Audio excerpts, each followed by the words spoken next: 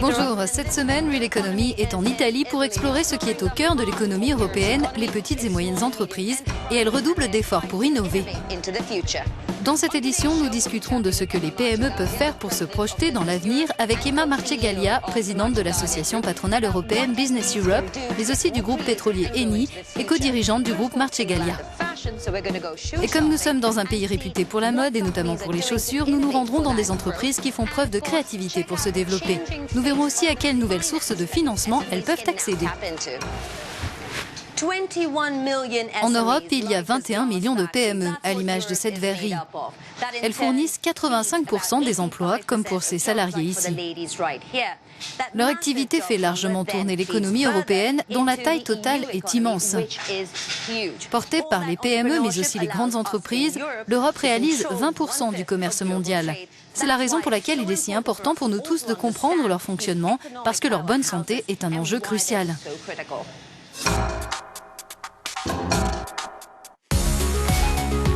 Jack détient une micro-entreprise de production de verre. Il emploie moins de 10 personnes et réalise un chiffre d'affaires de 2 millions d'euros.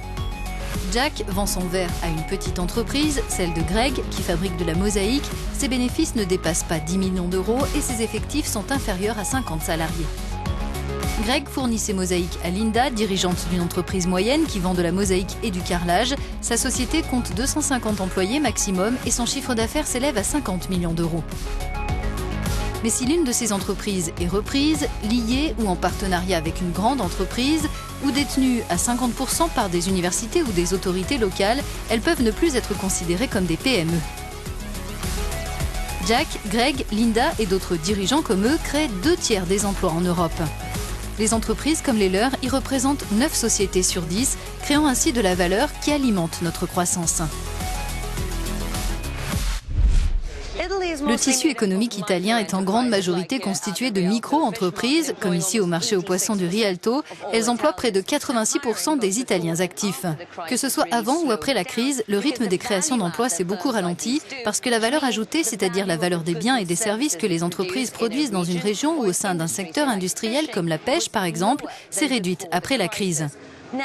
Pour autant, les entrepreneurs se montrent de plus en plus confiants, même si la reprise reste sporadique à travers le pays. Comme Monica Pina a pu le constater, parmi les PME, on ne manque pas d'énergie pour innover et se spécialiser intelligemment.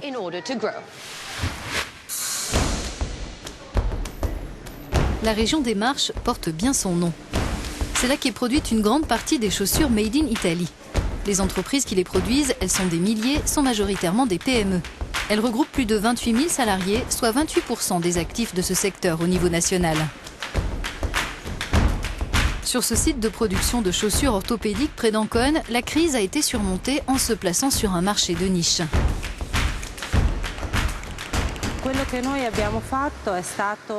Ce qu'on a fait, c'est qu'on a essayé d'investir davantage dans le produit par le biais de la technologie.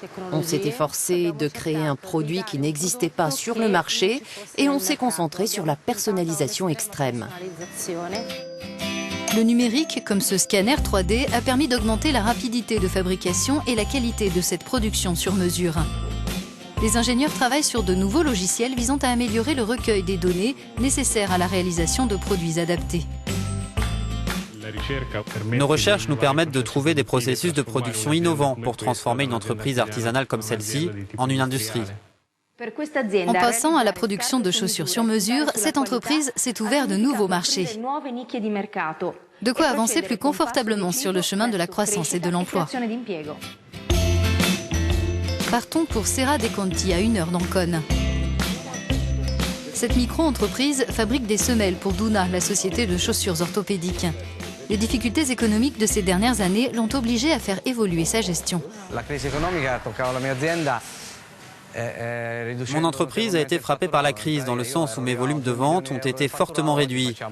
Avant, nos recettes atteignaient 2 millions d'euros et aujourd'hui, on est aux alentours de 500 à 600 000 euros par an. Donc je ne peux pas dire que la crise est derrière moi. Avant, on faisait toute la production en interne. Aujourd'hui, on doit sous-traiter ailleurs, à de petits laboratoires externes. Pour soutenir les PME qui innovent, l'Union a débloqué 57 milliards d'euros d'ici 2020 via le Fonds européen de développement régional. Nous sommes avec une femme qui ne sait que trop bien les défis que doivent relever les entreprises européennes. Elle co-dirige le groupe Marcegaglia et préside Business Europe. Il s'agit bien sûr d'Emma Marcegaglia. Au cours des 2 dernières années, avez-vous constaté que les PME changeaient vraiment de stratégie? Deviennent-elles plus innovantes? Font-elles des choix plus judicieux? La crise a très lourdement frappé les petites et moyennes entreprises, plus que les grandes. Ce que je constate au niveau européen, c'est que la plupart des PME innovent davantage. Elles essaient d'aller vers des produits à plus forte valeur ajoutée. La crise les a poussées à s'améliorer, à exporter, à innover, à être plus créatives. Il y a encore beaucoup à faire parce que la situation n'est pas encore si bonne en Europe et principalement dans le sud de l'Europe pour les PME, mais je vois aussi que les choses vont mieux. Quel est le plus grand défi aujourd'hui? Au plus fort de la crise, l'attitude générale, c'était plutôt comment survivre. Maintenant, la reprise est en train de se faire sentir et donc l'état d'esprit d'au moins une partie des PME est en train de changer, elles se mettent à innover. Est-ce que tout le monde doit miser sur la spécialisation intelligente? Je ne crois pas à cette séparation entre les entreprises très technologiques et les sociétés très traditionnelles. Ce n'est pas une question de secteur, c'est plutôt que dans chaque secteur, chaque entreprise doit trouver comment elle peut être plus innovante, plus créative et opter davantage pour la recherche. Faisons une pause dans cette conversation et continuons notre découverte des innovations avec Monica, cette fois sur ce qui a constitué pour les PME un grand obstacle pendant toute la crise. Je veux bien sûr parler de l'accès au financement. Et là aussi, les choses sont en train de changer.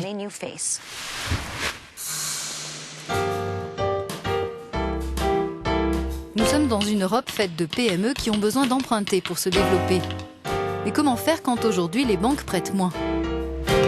Notre équipe est allée à Naples pour rencontrer le directeur du Centre de recherche économique, SRM, l'un de ceux qui comprend tout à fait pourquoi les entreprises font désormais le choix de solliciter également, si besoin, d'autres sources de financement que les banques. En Italie, le niveau d'endettement à l'échelle d'une entreprise est plus élevé que dans les autres pays européens. C'est 45% en Italie alors que c'est environ 19% en France et en Allemagne. En général, les emprunts sont souscrits auprès des banques. Cela représente 69% de l'ensemble des sources de financement.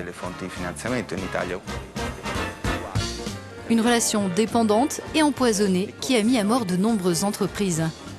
Pour s'assurer que leurs produits sont aussi prisés que la pizza napolitaine, les dirigeants de PME peuvent emprunter auprès de petits investisseurs, se lancer dans une fusion ou bien vendre des parts de leur société à des business angels. En Italie, mais aussi dans d'autres pays européens comme la Grèce, les Pays-Bas et l'Espagne, de nombreuses PME essaient de trouver une issue dans les impasses de financement. Dans le même temps, au niveau européen, la politique menée tente à faciliter l'accès au crédit.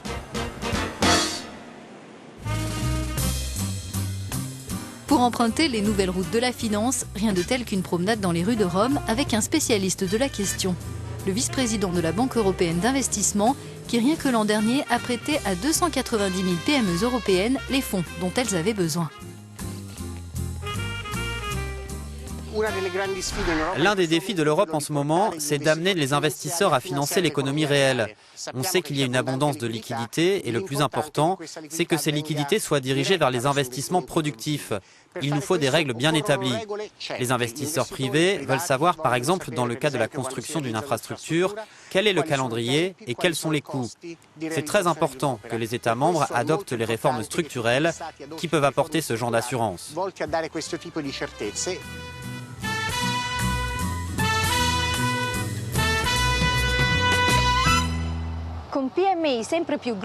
À l'heure où les PME sont de plus en plus mondiales et interconnectées et bénéficient de nouvelles pistes de financement, elles ont de grandes chances d'atteindre plus vite leurs objectifs de développement.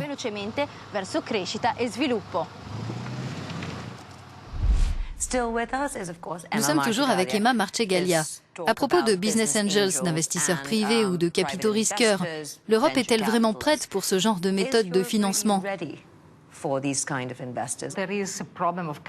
Il y a encore un problème de culture. Vous savez, certaines entreprises familiales ne veulent pas faire entrer de nouveaux investisseurs dans leur société.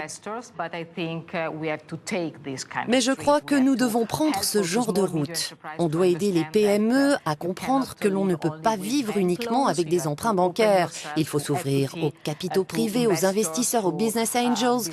On n'en est pas encore là parce que si on compare l'Europe aux États-Unis de ce point de vue, il y a un gros écart. On doit faire comprendre aux PME, mais aussi aux grandes entreprises, que c'est la bonne voie. Il reste un retard en matière de réglementation. En Europe, il y a beaucoup de bureaucratie, on doit changer ça.